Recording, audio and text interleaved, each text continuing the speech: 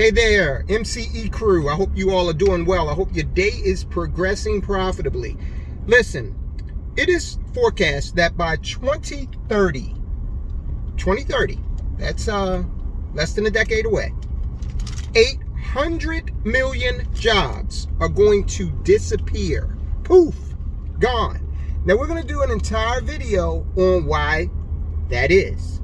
But today we're going to focus on a strategy designed to get you into that investor business owner half of Robert Kiyosaki's cash flow quadrant. If you have not read that book, please do so. It's very enlightening. But you need to be on that side of the cash flow quadrant, because if you're not, then you're going to be either an employee or you're going to be the owner of a job. Sole proprietor, you're running a business, they can't do without you.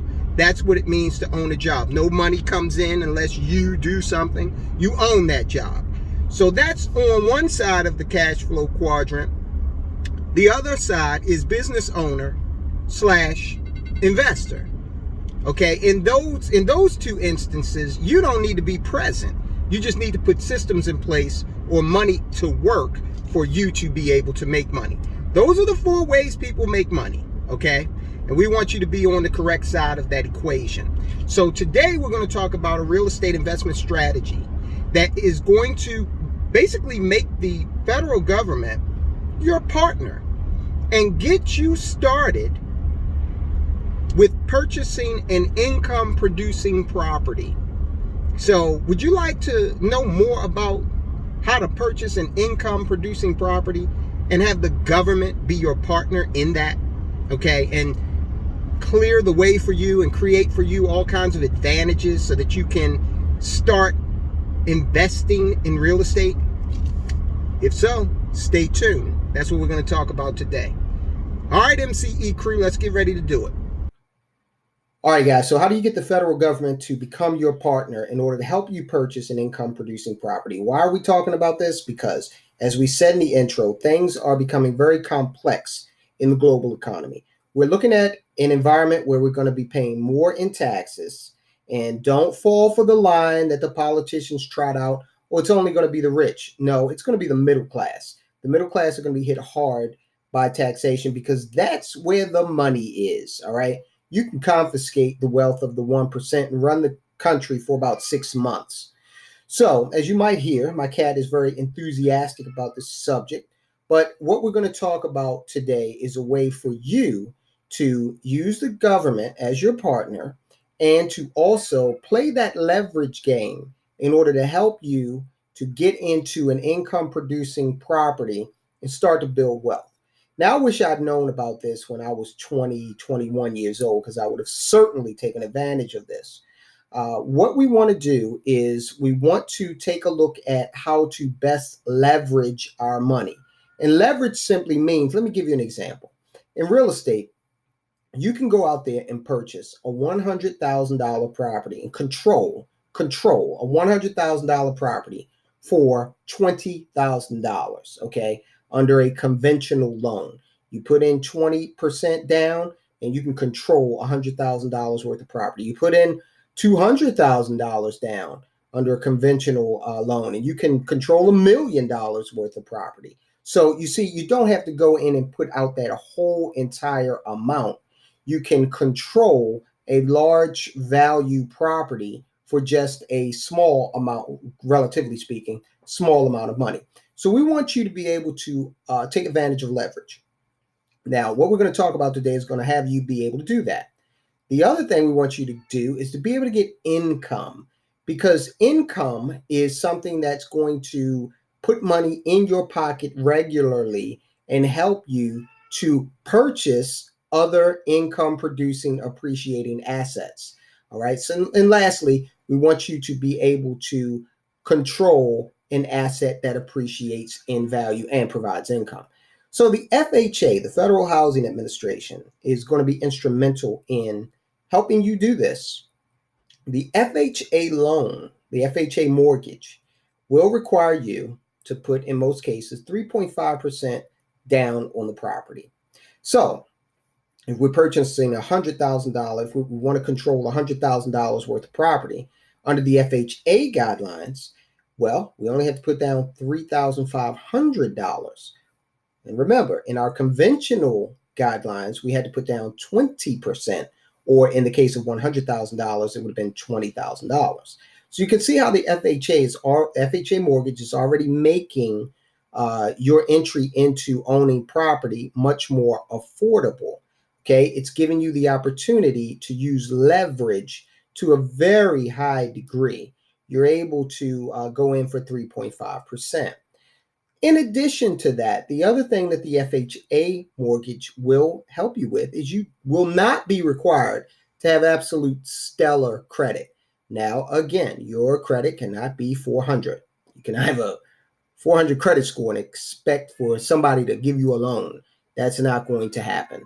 However, you can expect the FHA to give you a loan for an interest rate, for a credit score rather, that is, not the absolute best. Now, what you're going to have to do is check with your mortgage service provider to see exactly what they need to see in terms of your credit.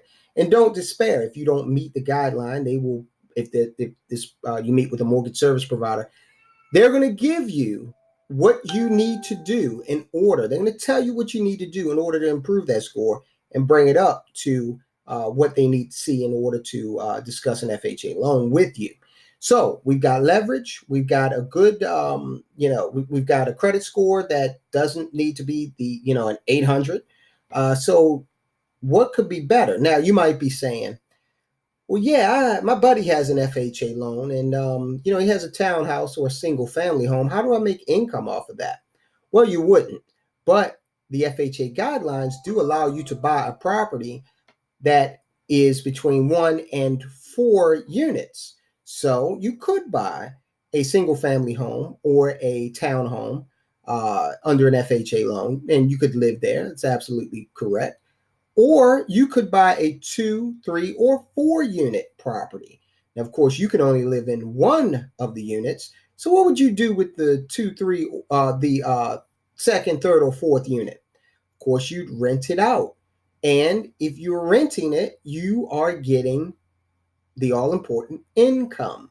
You're getting income, and of course, if you are structuring it correctly, you've got to structure it such that those people that you rent to those rents are creating a profit after your expenses.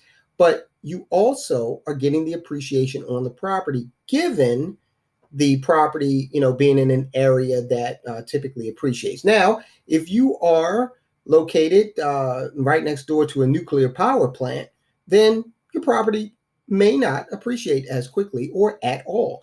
Remember, real estate is location, location, location based. So if you're in an area that is close to amenities, relatively low crime, good schools, that sort of thing, you're going to see a pretty decent rate of appreciation on that property, in addition to being able to get an income if you've got an additional unit or 2 or 3 in the building.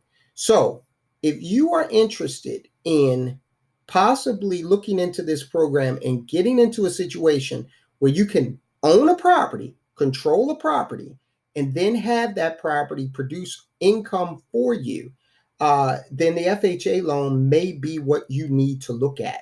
Okay, so what you should do is you should call your local mortgage service provider. Now, you can send us a message. You can comment in the comment section, or go to mcenow.com and comment through, send us a message through that. If you need to be connected with a mortgage lender anywhere in the country, we can definitely help you with that. Now, I do know that I have a lot of subscribers and viewers that are not they're not living in the United States of America. I do not know whether or not other countries offer a similar program. However, if you are considering immigrating to the United States, or if you know someone who lives in the United States currently and is able to take advantage of these federal programs, this is definitely something you want to share with them.